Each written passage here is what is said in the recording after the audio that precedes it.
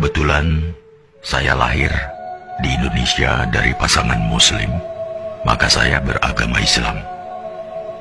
Seandainya saja saya lahir di Swedia atau Israel dari keluarga Kristen atau Yahudi, apakah ada jaminan bahwa hari ini saya memeluk Islam sebagai agama saya? Tidak.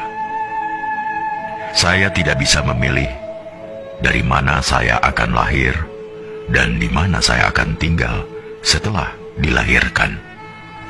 Untungnya, saya belum pernah bersitegang dengan orang-orang berbeda-beda karena saya tahu bahwa mereka juga tidak bisa memilih apa yang akan mereka terima dari orang tua dan negara.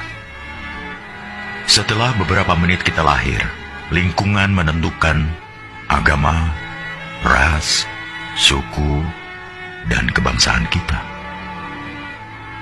Setelah itu, membela sampai mati segala hal yang bahkan tidak pernah kita putuskan sendiri.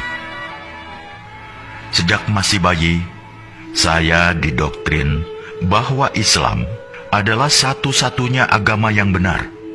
Saya mengasihani mereka yang bukan Muslim, karena mereka kafir dan matinya masuk neraka. Ternyata, teman saya yang Kristen juga punya anggapan yang sama terhadap agamanya. Mereka mengasihani orang yang tidak mengimani Yesus sebagai Tuhan, karena orang-orang ini akan masuk neraka. Begitulah ajaran agama mereka berkata. Maka, bayangkan jika kita tidak henti menarik satu sama lainnya agar berpindah agama. Bayangkan jika masing-masing umat agama tidak henti saling beradu superioritas seperti itu. Padahal tak akan ada titik temu. Jalaluddin Rumi mengatakan, kebenaran adalah selembar cermin di tangan Tuhan, jatuh dan pecah berkeping-keping. Setiap orang memungut kepingan itu, memperhatikannya, lalu berpikir telah memiliki kebenaran secara utuh. Salah satu karakteristik umat beragama memang saling mengklaim kebenaran agamanya. Mereka juga tidak butuh pembuktian, namanya saja iman. Manusia memang berhak menyampaikan ayat-ayat Tuhan, tapi jangan sesekali coba menjadi Tuhan. Tidak usah melabeli orang masuk surga atau neraka, karena kita pun masih menghamba.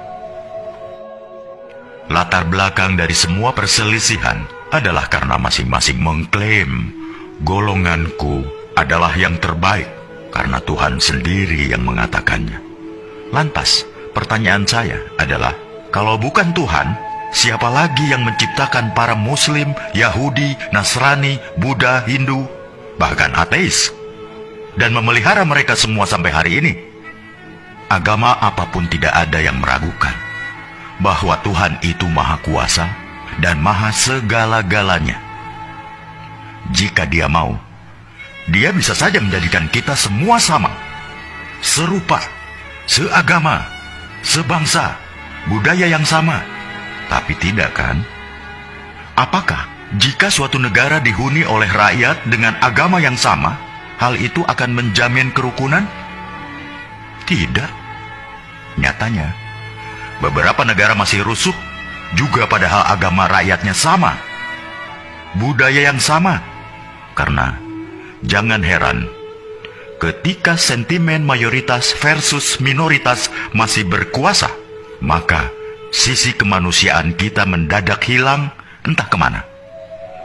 Bayangkan juga seandainya masing-masing agama menuntut agar kitab sucinya digunakan sebagai dasar negara, maka tinggal tunggu saja kehancuran Indonesia kita.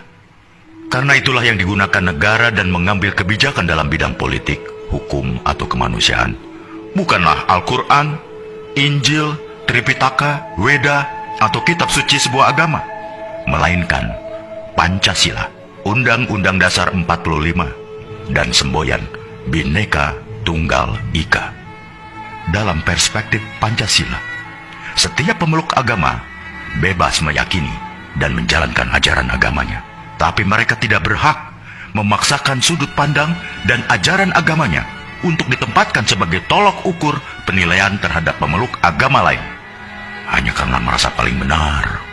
Misalnya umat agama A tidak berhak mengintervensi kebijakan suatu negara yang terdiri dari bermacam-macam keyakinan. Suatu hari di masa depan, kita akan menceritakan pada anak cucu kita betapa negara ini nyaris tercerai-berai bukan karena bom, senjata, peluru, atau rudal, tapi karena orang-orang yang saling mengunggulkan, bahkan merebutkan di media sosial.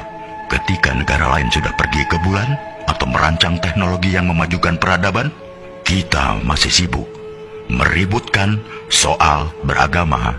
Kita tidak harus berpikir sama, tapi marilah kita sama-sama berpikir. Apakah kita sesama anak bangsa terus-terusan bertikai?